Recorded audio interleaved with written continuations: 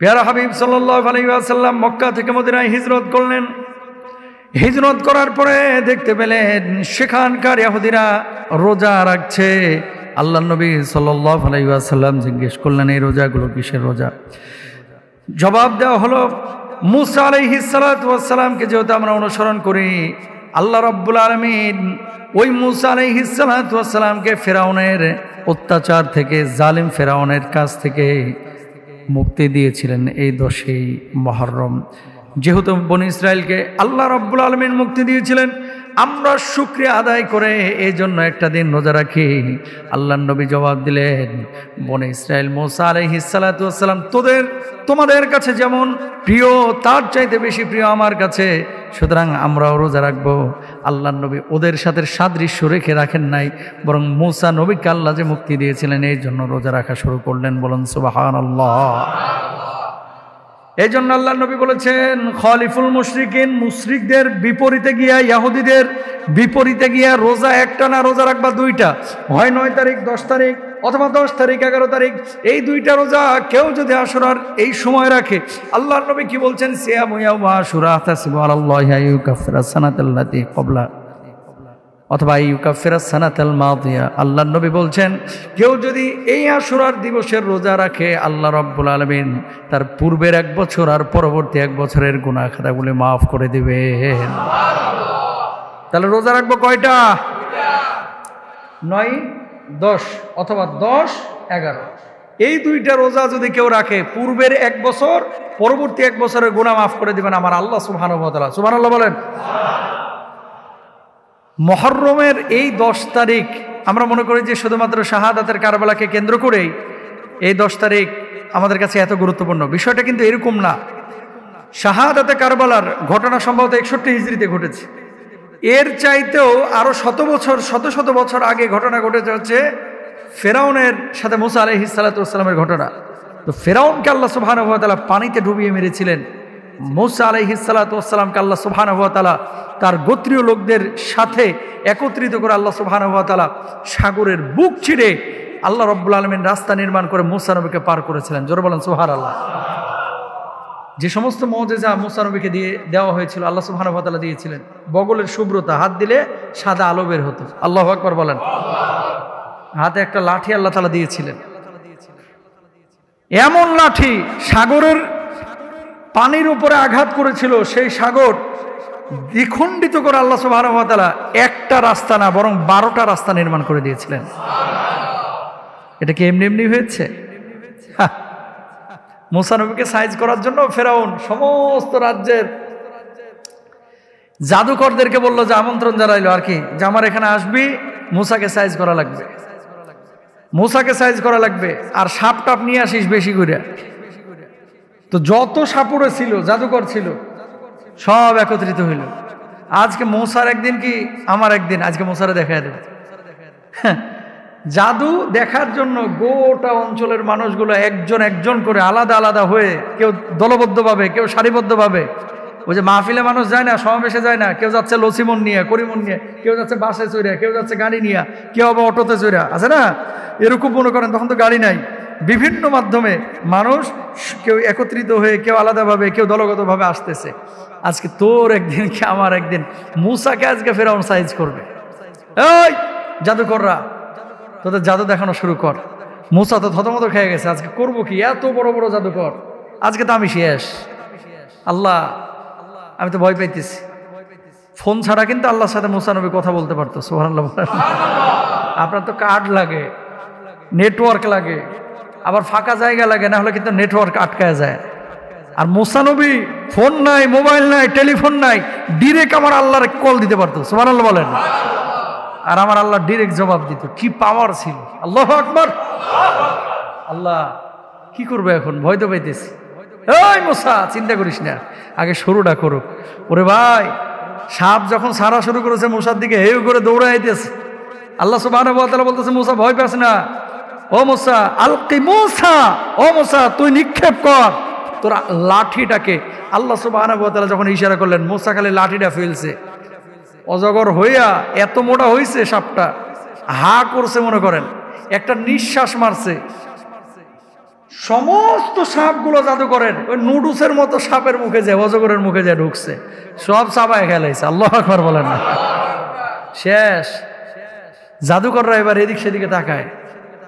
ফেরাউন কয়, তাকাস কে, কি জাদু করলি? মুসার সাপ দেখি একাই দুমরায় মুসরা সব খাইলাইলো। মানে বাংলাদেশে মানুষ যদি দেখতে বলতো, কি রে, এ কি সাপ নাকি নুডলস খাইতেছে? কথা বুঝেন নাই যে কি করলি আর কি জাদু দেখাইলি, মুসার আটকালি কেমনে? ও তো সাপ তো দেখি সব খেয়ে ফেলাইলো। ফেরাউন বলতেছে, বুঝেছি, তোদের চাইতে মুসা মনে হয় বড় জাদুকর। জাদুকররা বলতেছে, ফেরাউন জাদুর খেলা না রে, খেলা অন্য জায়গায়। ও ফেরাউন, আজকে থেকে আমরা বুঝে গেছি তুই আসলে নকল খোদা, আমাদের আসল খোদা ওই মুসার খোদায় আমরা ঈমান আনিয়ে ফেললাম। বুঝছেন? এবার ফেরাউন বলতেছে, আজ তোর একদিন কা আমার একদিন, নিয়ে এলাম ভাড়া করে আমি, ঈমান আনলি না আমার উপরে, মুসারে সাইজ করতে পারলি না, আমার ওর উপরে ঈমান আনছস।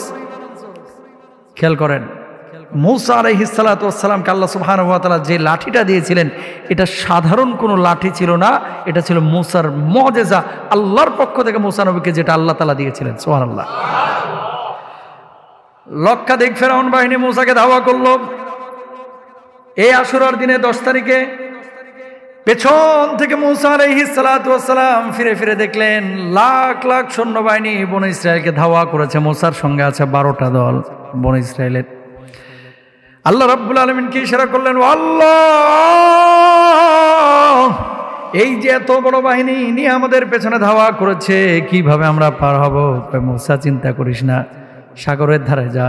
যেমনি গিয়েছে, আল্লাহ এত পানি, এই জলসীমা, এই যে জলরাশি, কিভাবে পার হব? আমার কওমকে, আমার গোত্রকে কিভাবে আমি বাঁচাবো? আল্লাহ রাব্বুল আলামিন বললেন, মুসারে তোর হাতে যে লাঠিটা ছিল এই লাঠি দিয়ে আঘাত কর। লাঠি দিয়ে আঘাত করা হলো, একটা না দুইটা না, 12টা দলের জন্য আল্লাহ রাব্বুল আলামিন 12টা রাস্তা সাগরের বুক ছেড়ে বানিয়ে দিলেন।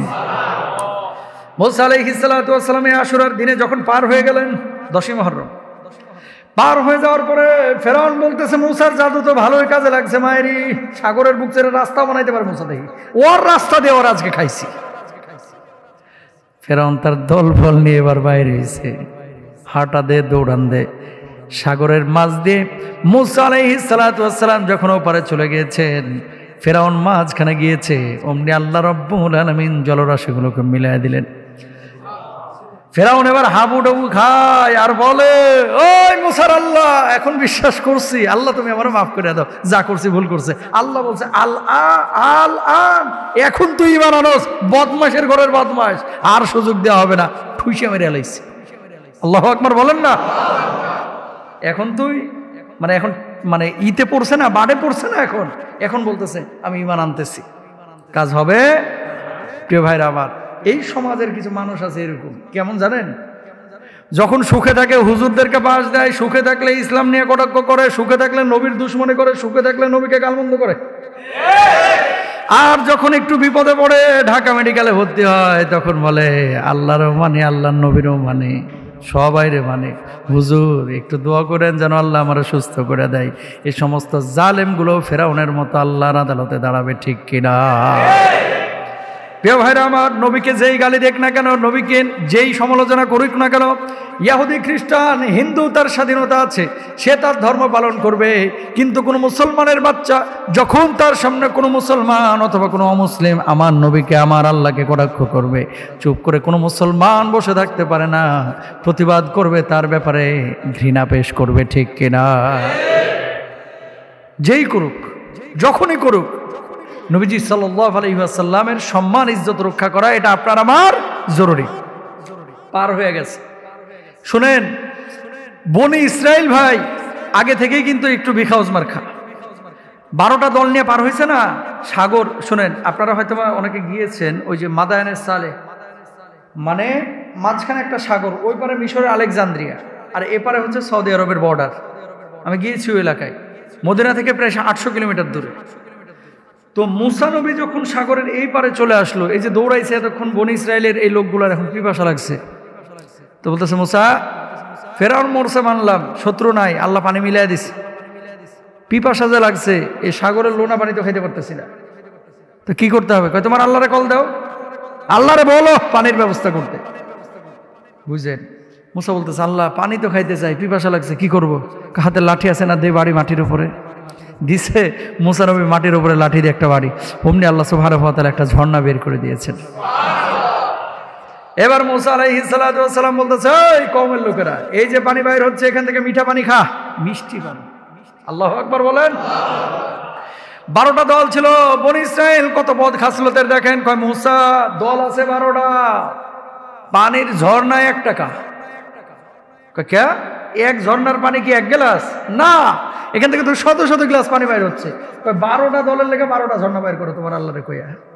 আচ্ছা, মায়ের কি উপরে দেওয়া দরকার না নিচে? জোরে খান। কাঁচা কঞ্চি দিয়ে যদি লুঙ্গিটা তুলে কতক্ষণ বাড়ানো যাইতো? বদমাশের একটা লিমিট থাকা দরকার। চৌধুরী বংশের লোক যেই ঝর্ণা থেকে পানি খাবে, যেই কল থেকে পানি খাবে, খান বংশের লোক আমরা এই কলে মুখই লাগাবো না, তার মানে চরিত্র খারাপ, ঠিক কেনা?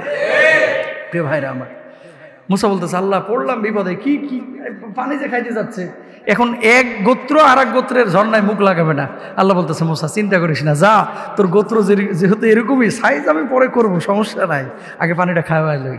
কয় মুসা লাঠি দিয়ে আরেকটা বাড়িটা দিছে, এবার 12টা ঝর্ণা বাইর হয়ে গেছে। ফামবাজাসাত মিনহু সানাতা আশারাতা আইনা। আল্লাহু আকবার। আল্লাহ সুবহানাহু ওয়া তাআলা পবিত্র কোরআন কারীমে সূরা বাকারার মধ্যে বলছে, আল্লাহ সুবহানাহু ওয়া তাআলা 12টা ঝর্ণা সেখান দিয়ে বের করে দিয়েছেন। আমরা গিয়েছিলাম সেখানে, যাওয়ার পরে এখনো এই মানে মরুভূমির মধ্যে বালুর নিচ থেকে পানি উঠে।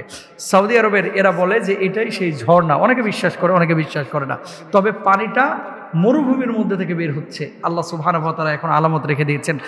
যেই পাহাড় ভেদ করে মুসা আলাইহিস সালাতু ওয়াস সালাম সাগর থেকে পাহাড় টপকে যে এসেছিল, পাহাড় ভেদ করে এসেছিল, আল্লাহ সুবহানাহু ওয়া তাআলা দেখেন এই সাগরের কিনারাতেই কিন্তু পাহাড় আছে। ওই যে লাঠি আঘাত করেছিল না, এমন পাওয়ার, সাগরের মাঝ দিয়ে তো রাস্তা হয়েছে, সাগরের কিনারায় যে পাথরের পাহাড় ছিল, এই পাথরের পাহাড় পর্যন্ত ফেটে গিয়েছিল, দাগ এখনো আছে। আমরা দেখিয়েছিলাম আরবি কাফেলায়, ইতিহাসবেত্তারা বলেন যে এটাই সেটা। আমার বলার উদ্দেশ্য হচ্ছে, আশুরার দিবস বা আশুরার সময় যখন আসে, তখন শুধুমাত্র আমরা হযরত হুসাইন রাদিয়াল্লাহু তাআলা আনহুকে নিয়েই কথা বলি, কিন্তু আশুরার যে কিছু দাবি আছে, এই ফেরাউনের সাথে মূসার যে দ্বন্দ্বটা, লড়াইটা, যুদ্ধটা, এটা কিসের ছিল? হক আর বাতিলের। কথা বলেন না কেন? এই যুদ্ধটা ছিল কিসের? হক আর বাতিলের। এখন বর্তমান সময়ে হক বাতিল আসি না নাই? হুসাইন রাদিয়াল্লাহু তাআলা আনহুর সাথে ইয়াজিদ বাহিনীর যে লড়াইটা ছিল, এটা কিসের? হক বাতিলের, সত্য এবং মিথ্যার। এই বর্তমান সময়ে সত্য মিথ্যার লড়াই আছে না নাই? তাহলে আশুরার 1 নম্বর শিক্ষা হচ্ছে, আমরা সত্যের পক্ষে, আমরা হুসাইনের পক্ষে, আমরা মূসার পক্ষে, আমরা ফেরাউনের পক্ষে না, ইয়াজিদ বাহিনীর পক্ষেও না। এটা হচ্ছে মুসলমানদের একমাত্র শিক্ষা। প্রিয় ভাইরা আমার, শিক্ষা নিতে হবে যে হক যারা সত্য কথা বলে, যারা সত্য পথে চলে, যারা সত্য পথ অবলম্বন করে, উপায় অবলম্বন করে চলে, এই সমস্ত মানুষকে সঙ্গ দিতে হবে, তাদেরকে স্বীকৃতি দিতে হবে। যে সমস্ত মানুষগুলো চুরি করে, ডাকাতি করে, আরেকজনের কাছে প্রশ্ন ফাঁস করে টাকা উপার্জন করে, এদের সঙ্গ দেওয়া যাবে না। মহরমের শিক্ষা হচ্ছে হালাল উপার্জন। মহরমের শিক্ষা হচ্ছে বাতিলের সামনে মাথা নত করা না করা। মহরমের শিক্ষা হচ্ছে বাতিলের সাথে কখনো আপোষ না করা। মহরমের শিক্ষা হচ্ছে বুক ফুলিয়ে জালেমের সামনে কথা বলা। মহরমের শিক্ষা হচ্ছে সত্য গোপন না করা। কি বলবো, কোথায় কথা বলতেছে, খেয়াল করেন। বাংলাদেশে আজকে কত কথা, কত আলোচনা, কোটা নিয়ে কথা হচ্ছে। এই যে কয়েকদিন আগে হযরতুল আল্লামা আবেদ আলী, এটা ধরছে কিনা দেখেন, মহরম মাস চলতেছে। একজন মানুষ বেঁচে থাকার জন্য কোথায় যাচ্ছে আমরা, কত টাকার প্রয়োজন, বেঁচে থাকার জন্য কত টাকার প্রয়োজন। ড্রাইভার যদি 100 কোটি টাকার মালিক হয়ে যায়, এর সার কত কোটি কামাইছে। বলার একটা উদ্দেশ্য আছে, মহরমের শিক্ষা যেহেতু হক বাতিলের শিক্ষা, বাতিলের সামনে মাথা নত না করা। এই মসজিদে অনেক জুতা চোর আছে না নাই? অনেকের জুতা চুরি হয়। ওই আমার একজন ইউটিউবার ভাই কয়, হুজুর 6,500 টাকা দিয়ে জুতা কিনছিলাম ব্র্যান্ডের, নিয়ে সেখানে রাখছি, এও নিয়ে গেছে। কথা বুঝছেন তো? আমার কথা হচ্ছে, যেটা জুতা চুরি করতে আসছে, এটা কিন্তু এখন টুপি লাগাই আইছে। ও আইছে কিন্তু টুপি লাগায়, ভাবসাব এরকম বড় মুসল্লি, বড় নামাজি, বড় মুত্তাকি, বড় পরেজগার, জুতা চুরি করার নিয়তে মুসল্লির ভান করেছে। আবেদ আলীর যতগুলো ছবি ফেসবুকে ভাইরাল হয়েছে, ছড়াইছে, দেখবেন, খেয়াল করেন, হ্যাঁ নামাজের ছবিটা দিছে, স্টিয়ারিং এর সামনে নামাজ পড়তেছে এটা দিছে, সমুদ্র সৈকতে নামাজ পড়তেছে এটা দিছে, দান করতেছে এটা দিছে। বাপরে বাপ, নদীর ধারে দাঁড়ায় দাঁড়ায় তুষকের উপরে নামাজ পড়তেছে। কি আল্লাহওয়ালা, ওইদিকে যে হাত মারতেছে খালি হারামের উপরে। কথা বলেন ঠিক কিনা? ও মুসলমান, আপনাকে একটা কথা বলি, আপনি যত বড় মসজিদেরই মুসল্লি হন না কেন, সামনের কাতারে নামাজ পড়েন, যত বড় হাজি হন না কেন, যতবার উমরাই করেন না কেন, আল্লাহর কসম করে বলছি, এরকম হারাম খাবেন, প্রশ্ন ফাঁস করবেন, সরকারি সম্পদ লুটপাট করবেন, দেশের সম্পদ লুটপাট করবেন, মানুষের হক নষ্ট করবেন, মানুষের সম্পদ চুরি করে খাবেন, আরেকজনের আই ঠেলে জমি দখল করবেন, আল্লাহর কসম 36 বার হজ করলে আল্লাহর জান্নাতে যাবেন না। এত সোজা না মুরব্বী আল্লাহর জান্নাত। মনে করে যে আরাম তো খাইতেছি, ওই দিক দিয়ে নামাজ পড়ে আল্লাহর একটা বুঝ দিয়ে নিমু, তোমার চাইতে আল্লাহ কম বুঝে না। সুতরাং এই আবিদ আলীর মতো এক আবিদ আলী ধরা খেয়েছে বাংলার জমিনে, চিপা চাপাই লাখ লাখ আবিদ আলী পড়ে রয়েছে।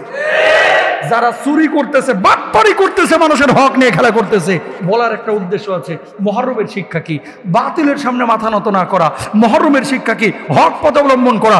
মুহররমের শিক্ষা কি? হারামের সাথে না জড়ানো। মুহররমের শিক্ষা কি? ধর্মীয় লিবাসে ভণ্ডামি না করা। সারা জীবন নামাজ পড়ে নাই, ভোট আইছে এখন নামাজ ছাড়ে না। সারা জীবন নামাজ পড়ে নাই, অসুস্থ হয়েছে এখন আল্লাহরে হাজিরা দিতেছে। ঠিক আছে, অসুস্থ হয়েছেন এখন আল্লাহরে হাজিরা দিচ্ছেন, ভালো কথা। সুস্থ হলেও যেন নামাজটা থাকে। কি শুরু হয়েছে? আল্লাহ সুবহানাহু ওয়া তাআলা পবিত্র কোরআনুল কারীমে কি বলছে? ইয়া আইয়ুহাল্লাযীনা আমানু লা তাকুলু আমওয়ালাকুম বাইনাকুম বিল বাতিল। হারাম খায়েন না, আপনি হারাম খায়েন না। এই কষ্ট নিন না। 200 কোটি টাকা আপনি রেখে গেলেন দুনিয়াতে, যাবেন কিন্তু 3টা কাফনের কাপড় নিয়ে। আপনার কি পকেট আছে কাফনের? এই টাকাগুলো খাবে কেডা? আপনার ছেলে খাবে কে? আপনার নাতি নাতনি খাবে কে? 4 পুরুষ পরে আপনি 200 কোটি রেখে গেছেন, এমন ব্যক্তি খাবে যে আপনার নামও জানে না। চ্যালেঞ্জ করলাম, এখানে আপনার দাদার বাপের বাপের বাপের নাম কেউ জানে না, হয়তো বা 2-1 জন জানেননি। আপনার দাদার বাপের বাপের বাপের বাপের নাম যদি থাকে, 1 জন হাত তুলেন যে হুজুর আমি জানি। নাই। তার মানে কি? দেখেন গা, ওই লোকটা হয়তো বা এলাকার জমিদার ছিল, একসময় টাকা রেখে গেছে, ওই টাকা আজকে ভোগ করতেছেন, কিন্তু কার কষ্টে অর্জিত টাকা এটা আপনি জানেনও না। তা আপনি যে 1,500 কোটি টাকা রেখে যাচ্ছেন কার জন্য? কার জন্য? আপনার ছেলে মেয়ে খাবে মুরগি আর আপনি কবরে খাবেন বাঁশ। আপনার বউ মেকআপ করে আলটা মডার্ন হয়ে চলবে, আপনার মেয়ে কানাডায়, ফিনল্যান্ডে, ডেনমার্কে হেভি গর্জিয়াস লাইফ লিড করবে, ল্যাম্বরগিনি নিয়ে চলবে, আর কবরে আপনার নিচ দিয়ে বাস যাবে। কথা বলেন ঠিক কিনা? লাভটা হইল কি? ঘোড়ার ডিম কোনো লাভ নাই। তাহলে খাবো কি? হালাল, যতটুকু আল্লাহ তাআলা আমার জন্য রেখেছে রিজিকে। ও আপনি কাজ করলেও আসবে, আপনি ওর কাছে গেলেও আসবে, না গেলেও আসবে। যদি রিজিকে থাকে মাইরা হইলেও আপনারা খাওয়াবে। কথা বলেন ঠিক কিনা? অনেক সময় হসপিটালে যাওয়ার পরে ডাক্তার কি বলে? এটা খাইতে পারবেন না, কিন্তু এটা খাইতে হবে। ভাল লাগে না, তিতা লাগে, তারপরেও খাইতে হবে। মানে কি জানেন? ওটা আপনার রিজিকে আছে। এখন যদি না খান তো রিজিকটা তো আপনার পেটে ঢুকবে না, এর লাগে আল্লাহ ওই পিডাম দিয়ে হইলেও খাওয়ায়। সুতরাং প্রিয় ভাইরা আমার, হারামের কাছে কেউ যায় না, আরাম নাই ভাই। নবীজি সাল্লাল্লাহু আলাইহি ওয়াসাল্লাম বলছেন, কিয়ামতের আগে আমার উম্মতের মধ্যে 1 শ্রেণীর উম্মত বের হবে, যেই উম্মত গুলো ডান হাতে কামাবে, বাম হাতে কামাবে, আমিনাল হালালি আমিনাল হারাম, খেয়াল করবে না, বিচার বিশ্লেষণ করবে না যে এটা হালাল পথে উপার্জন করলাম নাকি হারাম পথে উপার্জন করলাম। প্রিয় ভাইরা আমার, হালাল পথে উপার্জন করেন, হালাল পথে উপার্জন করেন। প্রশ্ন ফাঁস করে, ঘুষ নিয়ে, আরেকজন অন্যায়ভাবে চাকরি করে এই সমস্ত জিনিস উপার্জন করে কখনো ভালো থাকা যায় না। হারাম যেদিন থেকে অর্জন করবেন সেদিন থেকে সুখ শেষ হয়ে যাবে। খেয়াল করেন, এই যে প্রশ্নগুলো যারা ফাঁস করেছে, আপনার আমার সন্তানের, ভাইয়ের, বোনের, আত্মীয় স্বজনের হক নষ্ট করেছে। অনেক মেধাবী আছে যারা এই প্রশ্ন ফাঁসের কারণে চাকরি পায় না। কতটা গুনাহ করেছে? 1 নাম্বার, প্রশ্ন ফাঁস করে সে আরেকজনের মেধাবীর হক মেরেছে, এটা গুনাহ হলো। আর হকুল ইবাদের গুনাহ আল্লাহ মাফ করে? একদিন নামাজ পড়েন না, আল্লাহ চাইলে মাফ করবে। একটা রোজা করেন না, আল্লাহ চাইলে মাফ করবে। হজ করলেন না, 1 বছর পর বছর করলেন, আল্লাহ চাইলে মাফ করে দিবে। আল্লাহর কসম করে বলছি ভাই, আরেকজনের হক নষ্ট করবেন, আল্লাহ আপনারে কখনো ক্ষমা করবেন না। ক্ষমা পাওয়ার একটাই উপায় কি? যার হক নষ্ট করেছো তারে বোঝায় দাও। লজ্জা লাগে। আমি বলতে চাই, মিডিয়া অনেকে আছে, আপনারাও আছেন, আত্মীয় স্বজন যদি থাকে একটু বললেন যে বাবা প্রশ্ন কিনছি ওই চাকরি এখন ছাড়িয়া দে, হুজুর বলছে যাইজি নাই তোর জন্য করা। কথা বুঝছেন? রিক্সা চালায় খা, তারপরেও এই প্রশ্ন ফাঁস করিয়া ঘুষ নিয়া আরেকজনের হক মাইরা এরকম কোনো অ্যাটিটিউড, এরকম কোনো আচরণ করিস না। প্রিয় ভাইরা আবার কখনো যাবেন না ওইদিকে, ওই পথে। ঘুষ দিব না, ঘুষ নিব না, হারামের ধারে কাছে যাব না। জোরে সোরে বলেন একবার ইনশাল্লাহ। তাহলে মুহররমের শিক্ষা কি? বাতিলের সামনে মাথা নত না করা। আশুরার যে দিবসটা 10ই মুহররম, এই দিনে হযরত হুসাইন রাদিয়াল্লাহু তাআলা আনহু শাহাদাতের অমীয় সুধা পান করেছিলেন।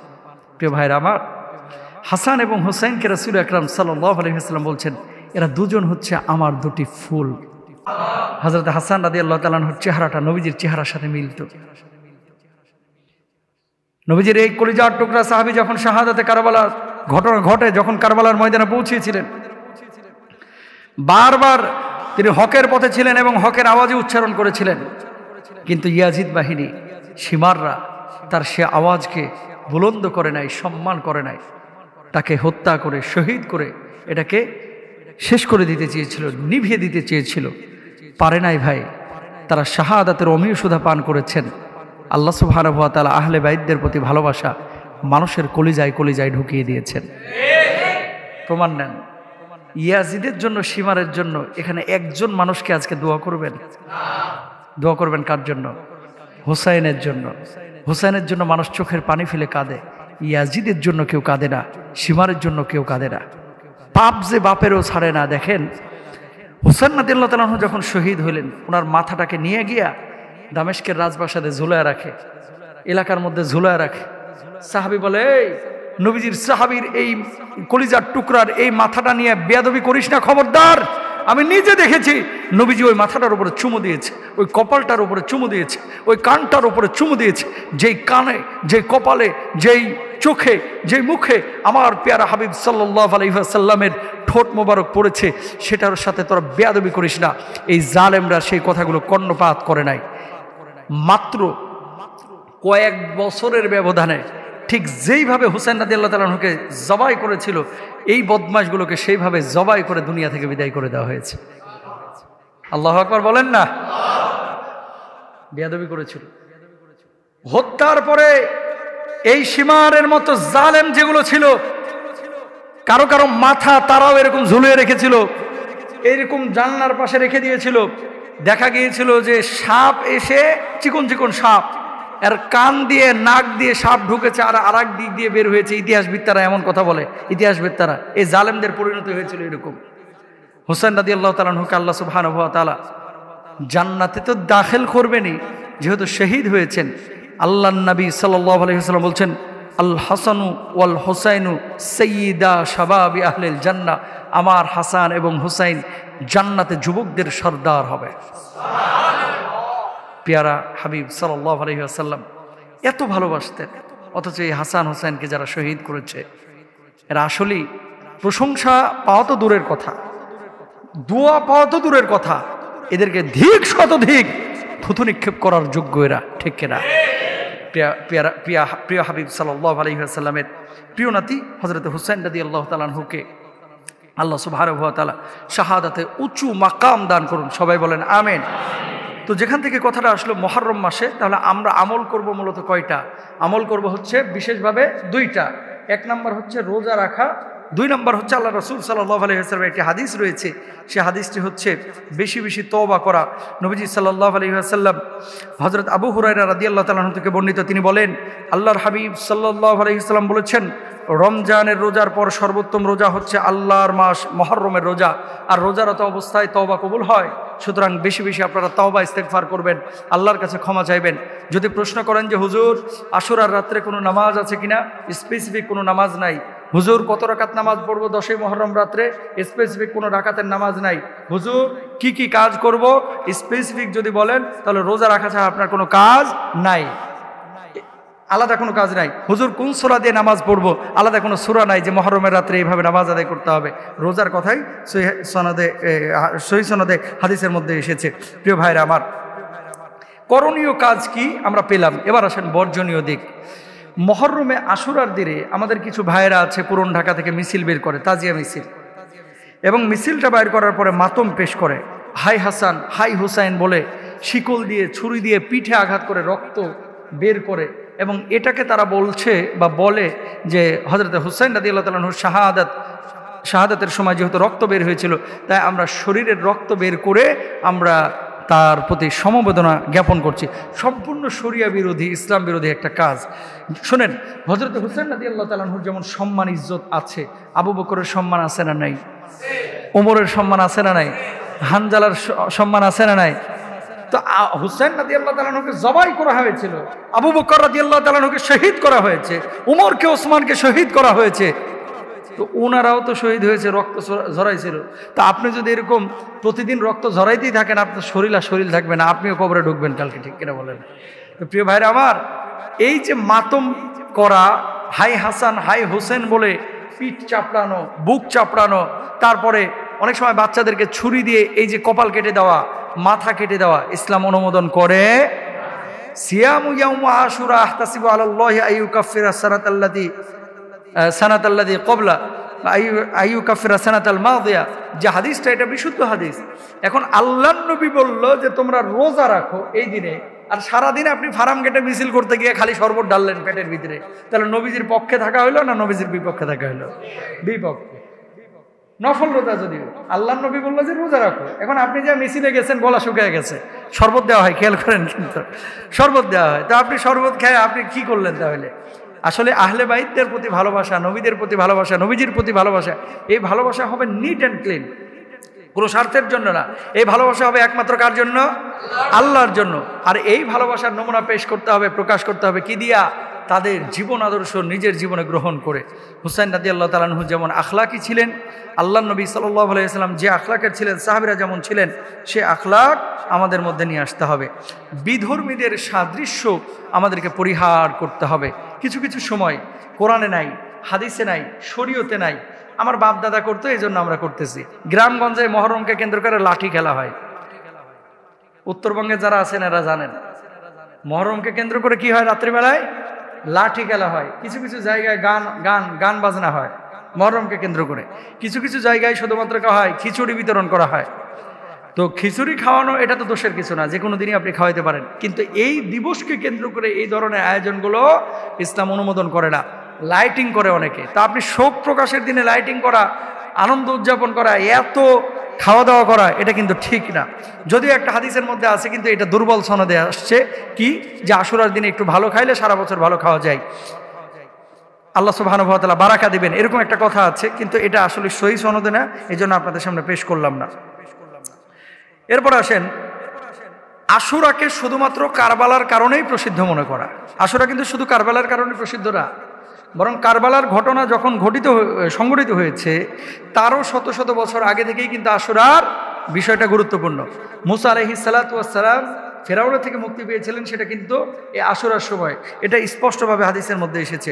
আব্দুল্লাহ ইবনে আব্বাস রাদিয়াল্লাহু তাআলা আনহু বলেন, রাসূল সাল্লাল্লাহু আলাইহি ওয়াসাল্লাম হিজরত করে মদিনায় এলেন, মদিনা আর ইহুদিদের আশুরার দিন রোজা রাখতে দেখলেন, তাদের এই সম্পর্ক জিজ্ঞেস করলেন, তারা বলল এটা সেই দিন যেদিন আল্লাহ মুসা আলাইহিস সালাতু ওয়াস সালাম ও বনী ইসরাইলকে মুক্তি দিয়েছিলেন। তার মানে এই হাদিসটা একটু আগে বলেছি।